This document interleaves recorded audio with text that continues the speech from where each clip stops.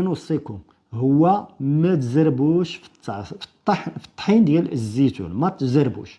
الموسم ان شاء الله غادي يكون مزيان، الزيتون موجود هذا العام، زيتون كتير تبارك الله.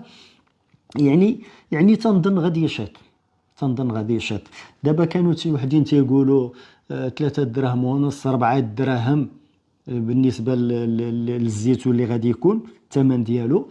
كاينين شي وحدين اللي حضروا كاع البيع ديال مسلاله كتبدا هي الاولى، كتبدا بكريه جهه القريه دبا محمد مع الولجه مع ديك النواحي محسوبه على تاونات. كاين المناطق اللي محسوبه حتى على مولاي يعقوب اللي حدا فاس، لحقاش راه هو اقليم مولاي يعقوب. كاين تما بدات بعدا دخلات مسلاله تباعت ب70 80، يعني ما بين 3 دراهم ونص 4 دراهم في الاول في الصباح، ولكن دخلوا شي شناقه وما يطلعوا السوق، يعني وصلوها حتى ل 7 دراهم 8 دراهم.